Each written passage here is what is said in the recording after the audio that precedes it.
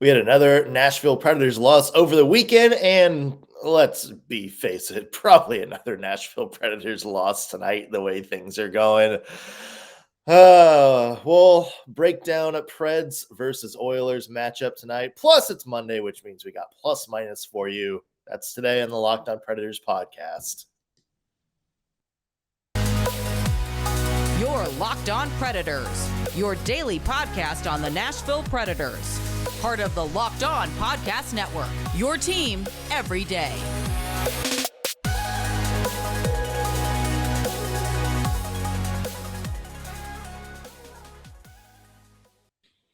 Thank you for making Locked On Predators your first listen of the day every single day. We are your free Nashville Predators podcast that's available to you wherever you get your podcast and on YouTube. I'm Nick Morgan. I'm a writer and editor at ontheforecheck.com, and I have a partner in crime. You do. I am Ann Kimmel. I'm a writer and editor at InsideThePreds.com. Getting hard to talk about stuff, man. It is been a challenging little stretch here for everyone. But yeah, it's kind of hard to keep our optimist hats on some stretches here. Just a little tricky. A little bit tricky. So the Nashville Predators over the weekend fall into the Colorado Avalanche 3-1. And they have now lost 6 straight. They're 12-13-4, back under 500 in terms of points percentage. I mean, it's just not good right now, and it's hard to watch as a fan, because it just, take that Colorado game, for instance. And, the takeaway by the end of the game was that's a winnable Colorado game. Yes. Colorado, they have a lot of people out right now, and they didn't look particularly great. But it's like, Nashville goes through the whole game, and they've done this for a few games now without looking like any sort of dangerous. No. Without looking dangerous at all. And there's those games where, a team will, put like 5 minutes together where they just have all the momentum and stuff like that. Even if they're getting killed, it's like, okay, they look like they're on the brink of scoring. There's not even been any of those. Like, it's like the goal from the Preds the other night. It's just like, oh, okay. Look at that. Yeah. Philip Forsberg scored. Or no, Matt Duchene scored. That's nice. Yeah. That came out of nowhere. And then, it'll go right back to looking like you can't build on it whatsoever. And it's just like, I mean, there's something's going on.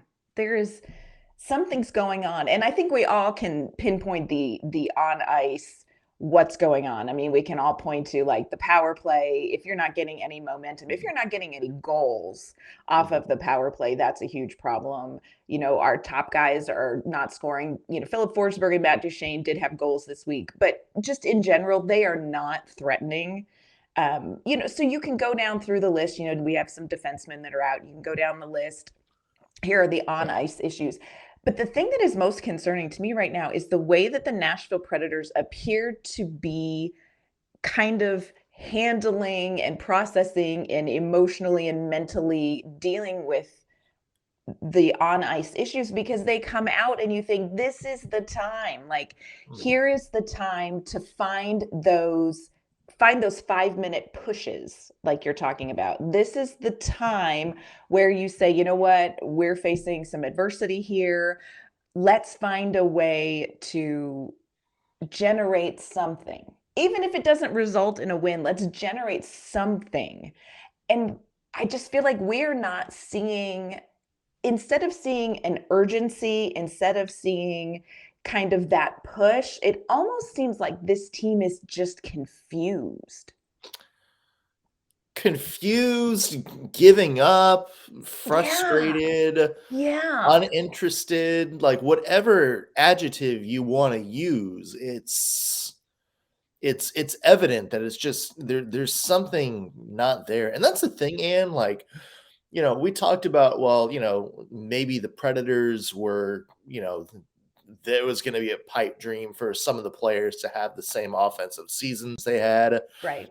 And that's fine, but the level of play could have still been there. Like, you could have still like done everything you needed to on the eye test, or everything you needed to do in terms of like creating plays, and still had like, kind of your average normal season. But what we're seeing is like, if you're at least going by the eye test, at least they don't even look like they're the same team from last year.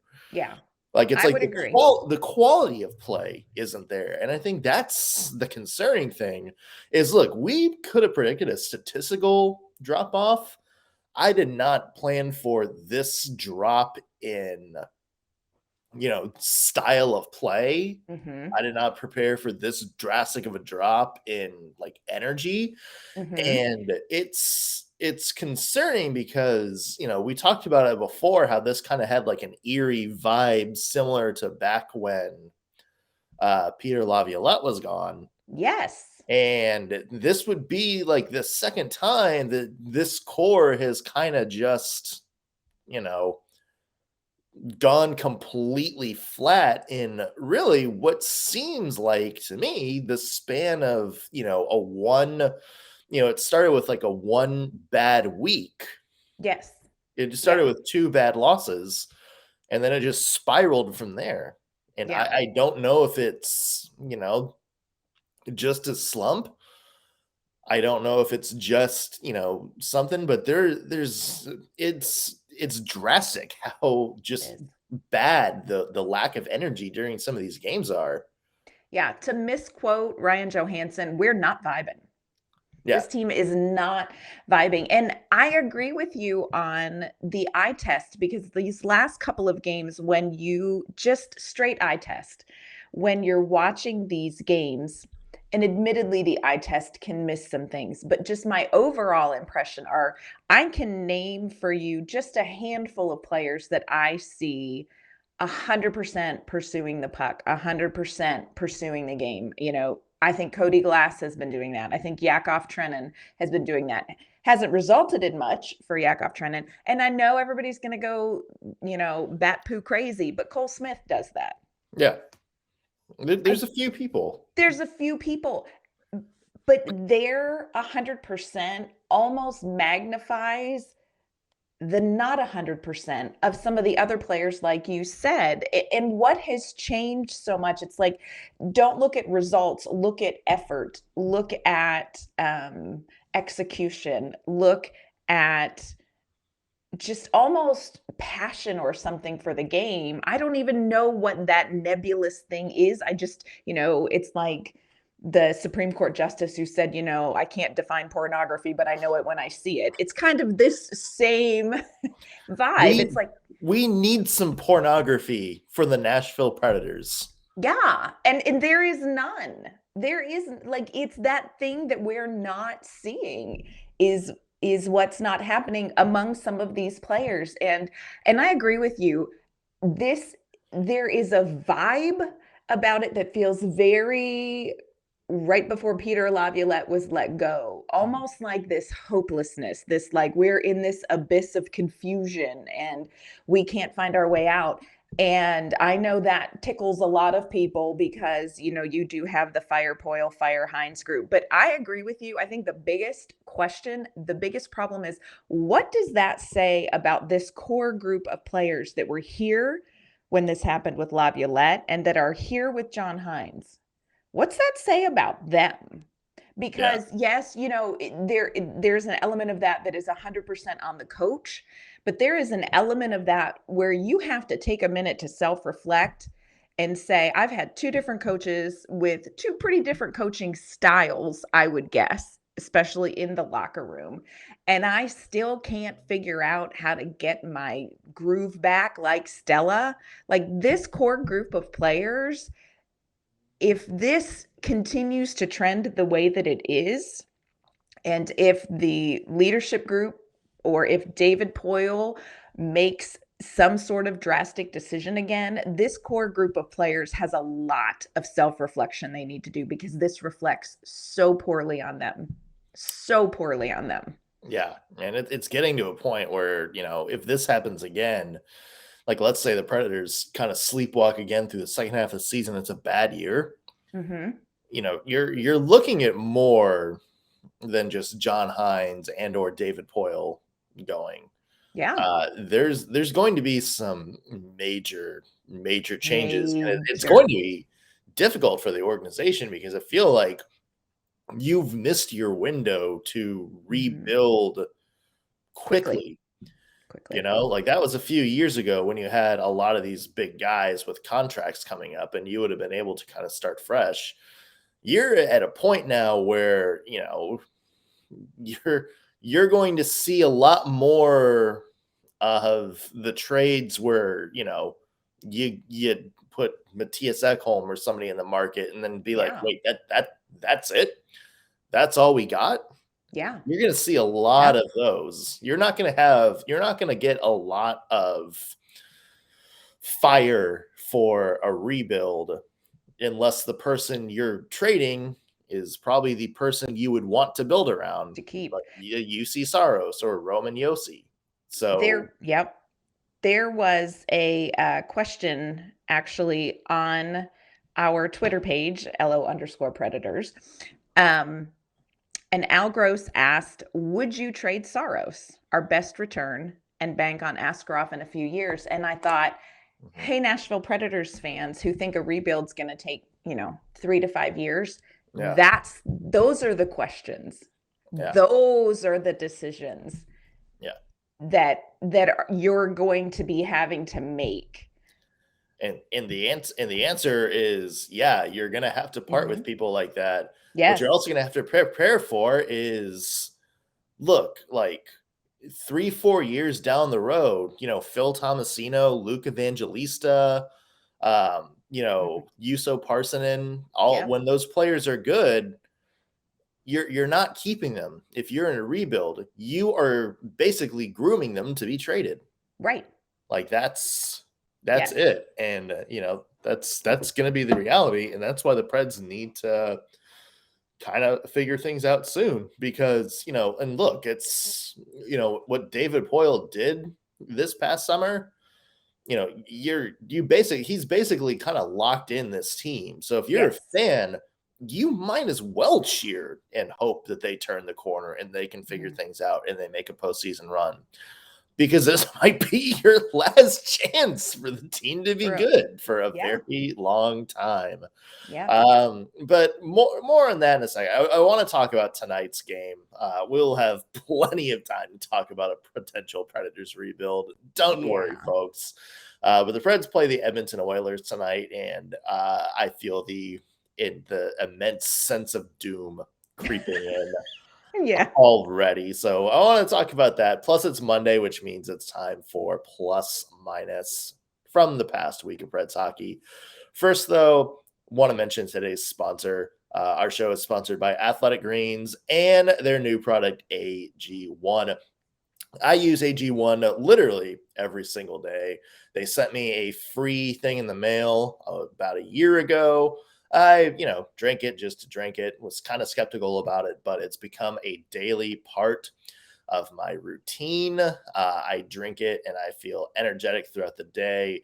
Don't get that weird stomach in the afternoon. I don't need to crash for that late afternoon nap. I have energy. I have focus. And it all starts with AG1. So what is this stuff? With one delicious scoop of AG1, you're absorbing 75 high-quality vitamins, minerals, whole food source superfoods, probiotics, adaptogens to help you start your day right. The special blend of ingredients supports gut health, nervous system, immune system, energy, recovery, focus, aging. I'm out of fingers, but it's pretty much everything that you can need.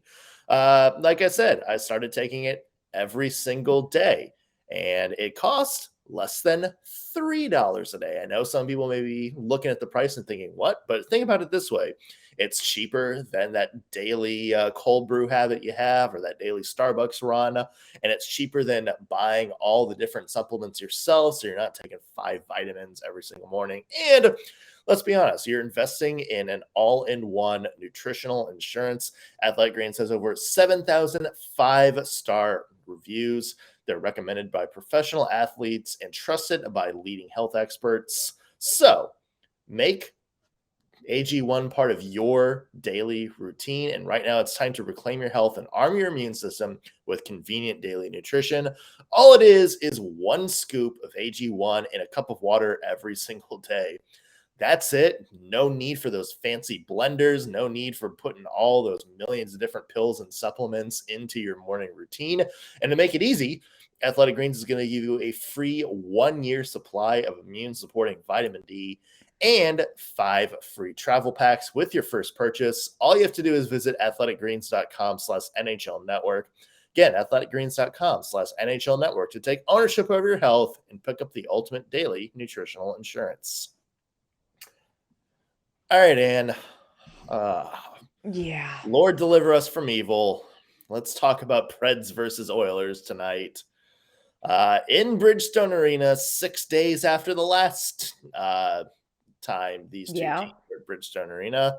And what a 6 days it's been. And what a 6 days it's been. Some weird NHL scheduling this year. Yeah.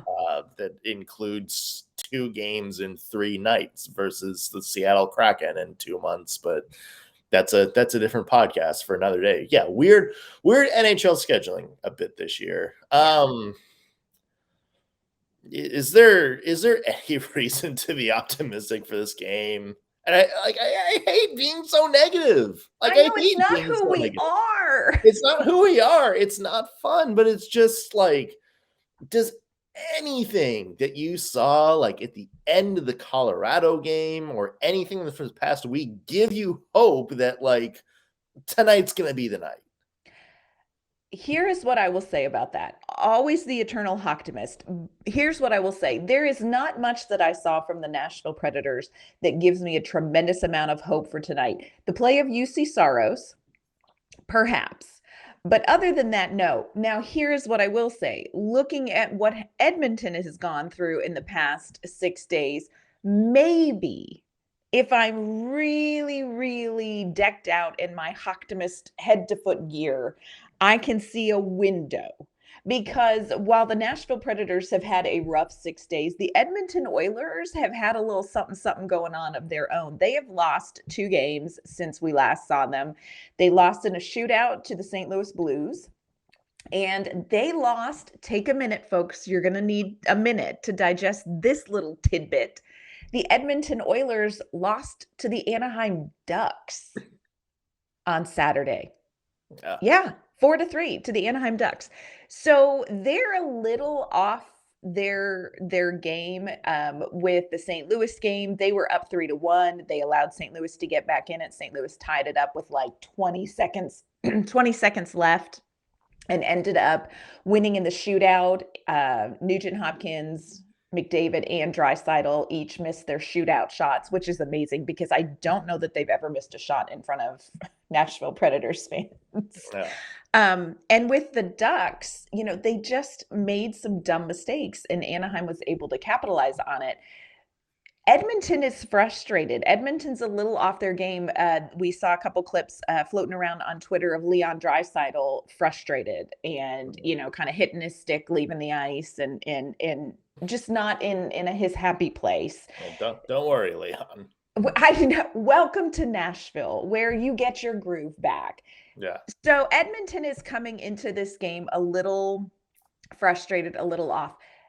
Nashville is coming into this game clearly off, hopefully frustrated, but honestly, I think I see almost more lack of, they're almost looking defeated. So this is a game where it may come down to which team can dig deep and mentally regroup for this. Mm-hmm. I don't know that makes me think that Nashville's definitely going to pull this out, but Edmonton is coming in and they're a little off. So maybe, but we would have to see a really great game from the Nashville Predators No. And I'm not sure we've seen enough in the last 6 days to convince me that we're going to get that. Yeah. I mean, look, Edmonton's got defensive problems this year. I mean, we know. I don't think I have seen yet one person on the Preds defense that can really keep up with McDavid and Draisaitl. Right. That's a problem for sure. Mm-hmm. For me, like, and it feels like we're at the point where it's just going to take like one good game. Yes. Like one good game where just everything goes right. Like one, even if the Preds lose 6-5, at least you can maybe look at those 5 goals and be like, hey, look, we can score. We can build on that. We can build on that. And, that's what I'm looking for. Yeah. And like, just get something that you can build on, because even like the Colorado game, other than the fact that Juuse Saros saved you from embarrassment yet again, there hasn't been like anything positive the Preds have really been able to build on. No. So look, if you can maybe open the scoring floodgates, maybe you score a couple power play goals tonight, you get that going, then maybe we can talk about, okay, there's something going here. There's a little spark. Let's see how we can nurture it. But I mean, it's just like you said, do you have confidence that that's going to be how tonight goes based on what you've seen from the Predators over the past couple weeks? That's the $1 million question, isn't it? It feels like this team is really poorly prepared contestants for Naked and Afraid. Yeah. Like, they're out there, they desperately need, like you said, they desperately need a spark, and they are frantically rubbing 2 sticks together, and so far, not much has happened.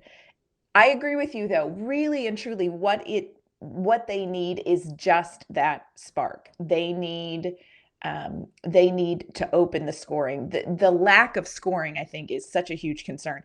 A power play goal would bring down the house at Bridgestone. Not getting a goal on a power play is also going to cause a large and loud response in Bridgestone Arena tonight. So, they need a spark. I think that is the summary of this game tonight. This is a team that needs a spark. The other thing that they absolutely have to do besides score is they have got to stay out of the box against Edmonton.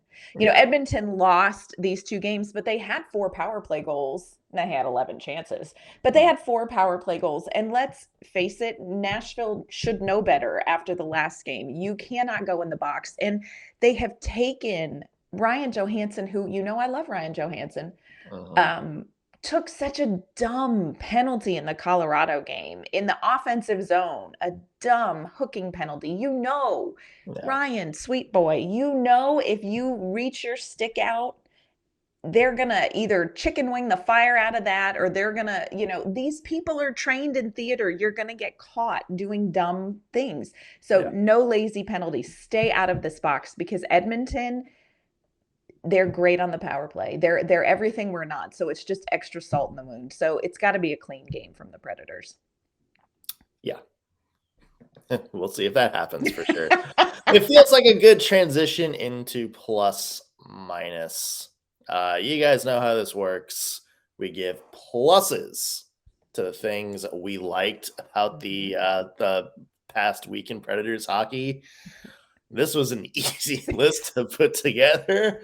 And there were minuses. We give minuses to the things that we didn't like about the past week in Preds hockey.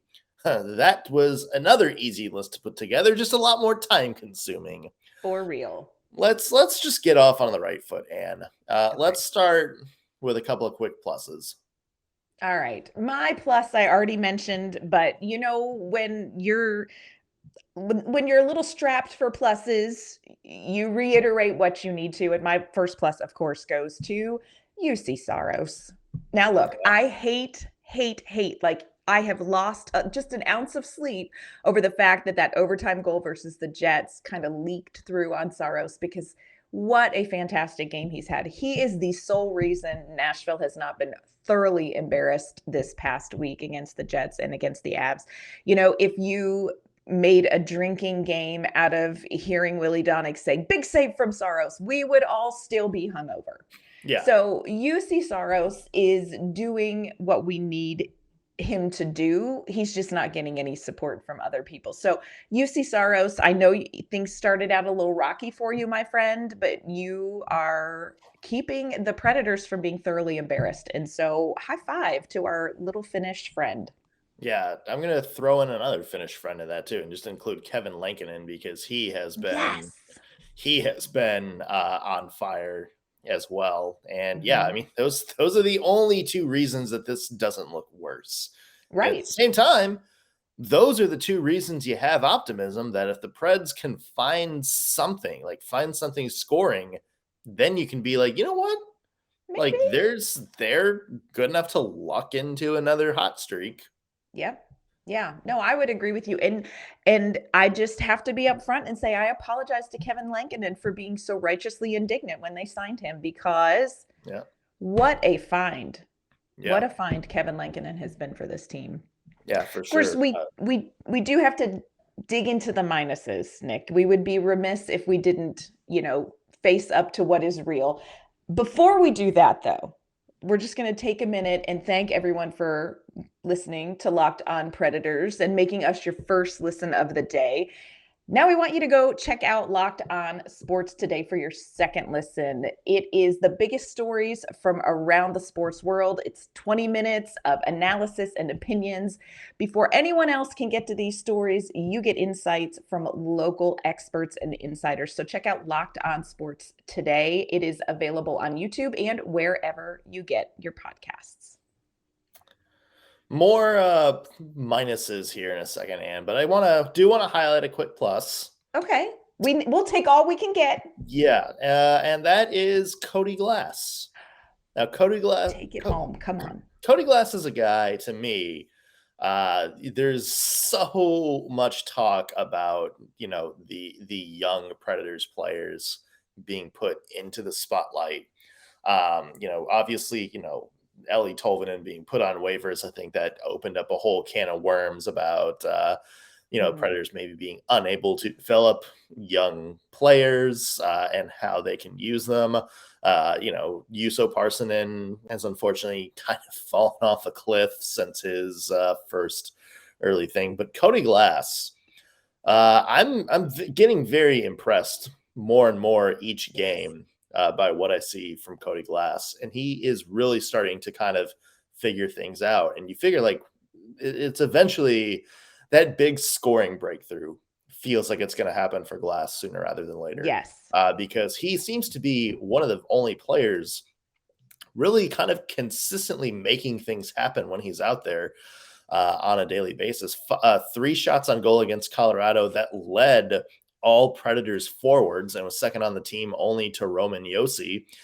He also, for the second time in 3 games, led the Preds in expected individual expected goals at 5-on-5.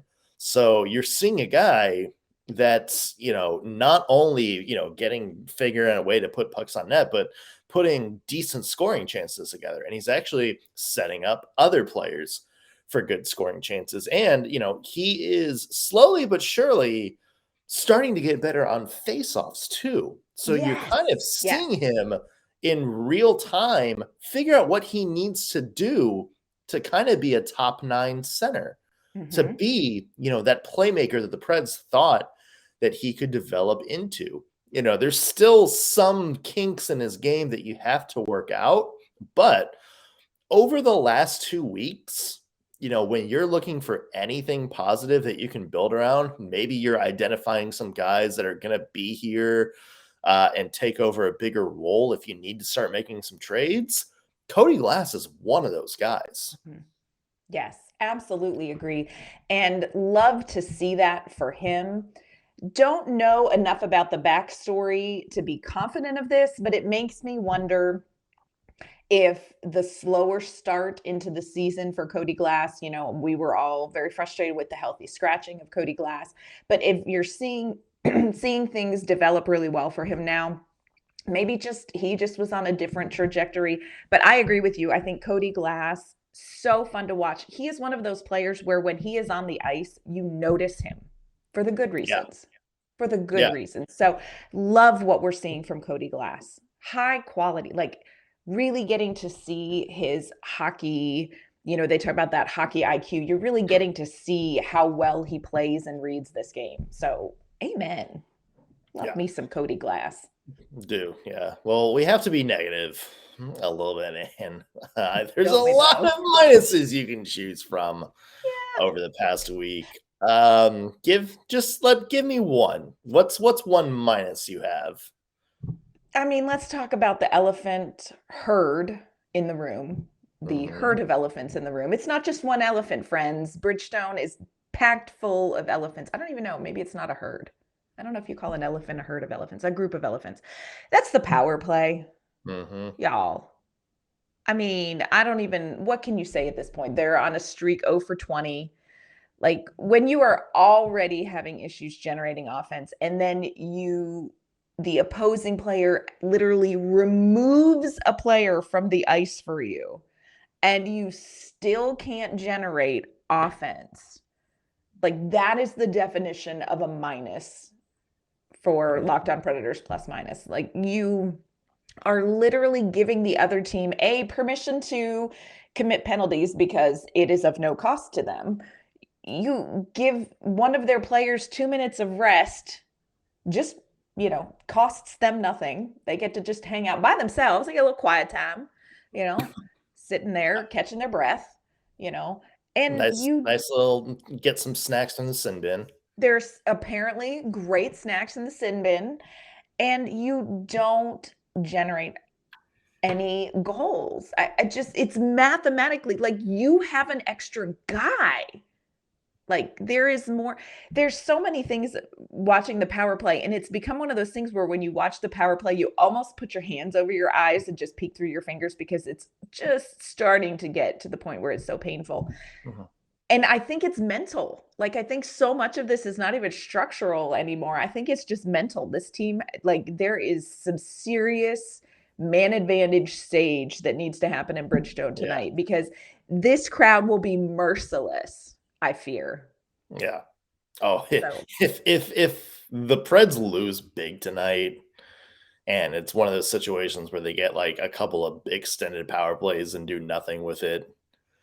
Ooh. This might be the game, man. Like this might be the game. For that. I'm not advocating for that because I'm all about like nobody shows up at your work and boos you when you have a bad day. But I also am realistic enough to read the tea leaves. It's going to be a tough night at Bridgestone if the Predators can't get some momentum. Yeah, for sure. I have to give a minus, and you kind of mentioned it a little bit earlier. I got to give a minus to Ryan Johansson. Oh. And there's a lot of players that you could kind of single out as being, they probably should be better right now.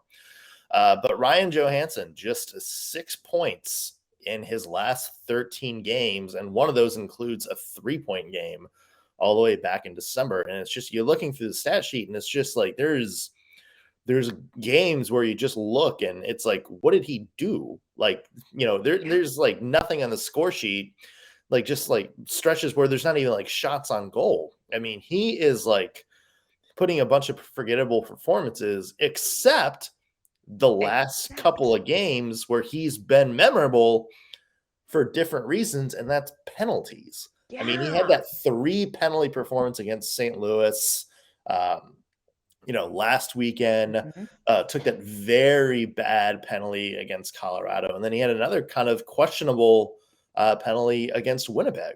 And it's, this is the guy who's supposed to kind of be one of your champions for at least good play, and he's like, that was kind of Ryan Johansson's MO was, look, he's going to be the guy, his new role with the team. He's not always going to be like the prime scorer we thought he was going to develop into, but he's still like a very good kind of character second line center where, he would do all the little things right, really good on faceoffs, kind of be the good playmaker for some of like the younger depth guys, good pop of depth scoring, good on the power play. And he just hasn't done that. this year. And now on top of that, over the past week, where it seems like where he's been mentioned most is taking some of these penalties. That's not good. He's supposed to kind of be the guy championing this clean, crisp play. He's supposed to be one of the energy guys that gets the team going. He's got the orangutan arms where he goes out there and, creates a turnover, where he goes and disrupts the forecheck, where he gets a stick in the middle of the play and, forces kind of a bad pass or a turnover, or forces the other team to kind of make a split second, reaction and, dump the puck in or something like that. And it's not happening. Yeah. And, obviously there's a lot of players on this team that we can call out. But, when you're making $8 million a year, your name's going to be at the top of the list for one of the players that, we just get called out. Yeah. Yeah. And, John Hines appears frustrated with Johansson's performance, because after that 3 penalty game, he kind of bumped him down a little bit in the lineup. And then against Colorado, if you'll notice, Ryan Johansson did not have much ice time in that first half of the third period after he took that penalty in the offensive zone. And that's the kind of stuff that you're like, it's not that Ryan Johansson's not a good enough player to not do that. He's just not playing a clean game. Yeah. Frustrating. Yeah. Well, we can't end on a minus. We are optimists at heart, and we are. That's not who we are. Can I add one more plus to the mix just for us to end on? Absolutely. It's a trio. Yes. It is a trio. I think you know where I'm going with this. Let's give a shout out to Mr. Jack Mateer, Mr. Ryan Ufko. Come on. And your namesake, Joakim Kemell. Right. Come on. The 3 Nashville Predators who will be representing the team at this year's World Junior Championships. Yes. Incredible stories for each of them. Each of them kind of coming in with a little bit, of a different backstory, which is what I think makes each of their announcements cool. Jack Mateer, who is absolutely lighting up the OHL this season, making his run. You have Ryan Ufko, who's, kind of become the under the rated Predator, stepping up and being a leader for Team USA. And then you have the dynamo, the spark plug for Finland, Joakim Kemell, because as we've seen over the past week, high scoring Finnish wingers always work out well in Nashville. But out loud, man. Out loud. He is also becoming a dynamic shot. We loved what we saw from him in development camp. He's going to have a chance to maybe be, the star of the tournament in Finland. He is going to have a real chance to kind of be that guy everybody notices who's not named like Shane Wright or Connor Bedard. Yes. So kudos to the 3 baby Preds for having a big week. These. Yes. Yeah. Love these guys. And, gotten to see them at development camp and rookie camp, and 3 really great players who you are going to want to mark your calendars and watch them as they play for Team USA, Team Canada, and Team Finland, because 3 great players. So stinking excited for those 3 baby Preds. So excited for them. Yeah. And I'm sure we'll have some World Junior talk coming up in the not so distant future. Yeah. But we have Preds talk. Unfortunately, that's all we got for you right now. Predators play the Edmonton Oilers tonight as a 7:00 Central puck drop.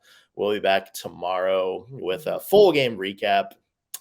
Either way, it's going to be something to talk about. So be sure you're staying tuned for that. Where can people find your work? You can find my work at InsideThePreds.com, and you can find me on Twitter at ANK_Mama on Ice. You can find me at ontheforecheck.com for all things Preds, or follow me on Twitter at _NSMorgan, as long as the site isn't shut down. Also, be sure that wherever you're listening to us, whether you're watching us on YouTube or you're listening to us on your favorite podcasting platform, be sure to hit that subscribe button so you always know when there's fresh content, and leave us a rating. That always helps us out or give us a thumbs up, whatever. Do your thing. That's going to do it for us today on the Locked On Predators podcast. Thank you for making us your first listen of the day. We'll be back tomorrow with more Preds talk. We'll see you then.